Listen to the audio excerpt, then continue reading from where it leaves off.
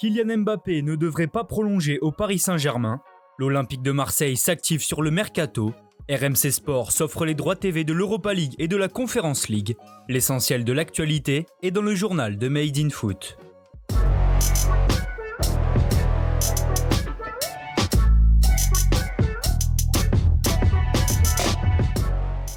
L'aventure entre le PSG et Mbappé toucherait à sa fin. D'après les informations de l'équipe, l'attaquant français de 22 ans aurait annoncé à ses dirigeants sa volonté de ne pas prolonger son contrat qui s'étend jusqu'en juin 2022. Cette décision ne serait toutefois pas irrévocable selon le quotidien, mais le scénario le plus probable est que le numéro 7 honore sa dernière année de contrat puis parte librement l'été prochain. Si la relation du clan Mbappé avec Leonardo n'est pas au beau fixe, le président parisien Nasser El Khelaifi se serait immiscé dans le dossier et espérait faire changer d'avis Mbappé. À Paris toujours, les arrivées d'Achraf Hakimi et Gianluigi Donnarumma se précisent de plus en plus. En ce 1er juillet 2021, le gardien italien n'est plus lié au Milan AC et se retrouve donc libre de s'engager gratuitement où il le souhaite. S'il a déjà passé sa visite médicale, le transfert devrait être officialisé après l'Euro. Pour Hakimi, l'affaire pourrait être annoncée beaucoup plus vite puisque selon le directeur sportif de l'Inter Milan, la vente est dans sa phase finale et sera conclue dans les prochaines 24 heures. Pour rappel, le latéral droit marocain de 22 ans va s'engager pour une somme avoisinant les 70 millions d'euros. L'Olympique de Marseille accélère son mercato. Après avoir annoncé 11 recrues cet été, Pablo Longoria s'active pour tenir sa promesse. Le club phocéen aurait par exemple passé la seconde sur le dossier Luan Pérez. D'après les informations d'ESPN Brésil, Santos et l'OM auraient trouvé un accord pour le défenseur central. L'opération tournerait autour de 4,5 millions d'euros pour le Brésilien, déjà d'accord avec Marseille. Les derniers détails du transfert seraient actuellement en train d'être finalisés.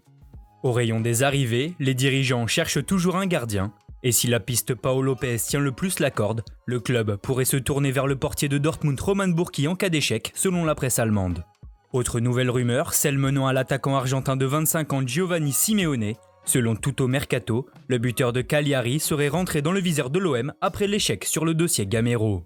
Les relations avec le club sarde sont d'ailleurs plutôt bonnes puisque les deux formations s'apprêtent à finaliser le transfert de Kevin Strootman. Selon Sky Sport Italia, le milieu de terrain néerlandais a passé sa visite médicale avec le club italien et va donc définitivement quitter Marseille.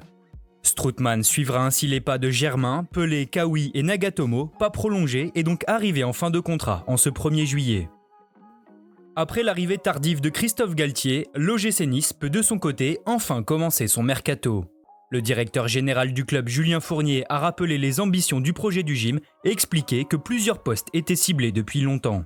Les Aiglons devraient donc recruter au moins un joueur à chaque ligne, puisqu'un gardien, un défenseur central, pourquoi pas Saliba, un milieu de terrain et un attaquant d'expérience sont attendus.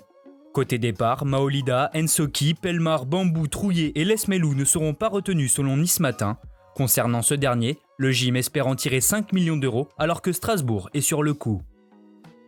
Depuis le fiasco Mediapro, la grande majorité des rencontres de Ligue Europa et Ligue Europa Conférence étaient sans diffuseur, mais cette situation est désormais terminée. En effet, si la meilleure affiche des deux compétitions sera codiffusée par Canal+ et W9, les autres trouveront leur place sur les antennes de RMC Sport. Selon les informations de l'équipe, la chaîne du groupe Altice a décroché ce lot comportant 266 matchs par saison. RMC Sport pourra donc diffuser les matchs de l'OM ou de l'OL en C3, ou bien ceux du Stade Rennais pour la Conference League. Merci à tous de nous avoir suivis, n'hésitez pas à vous abonner, liker et partager, on se retrouve très bientôt pour un nouveau journal.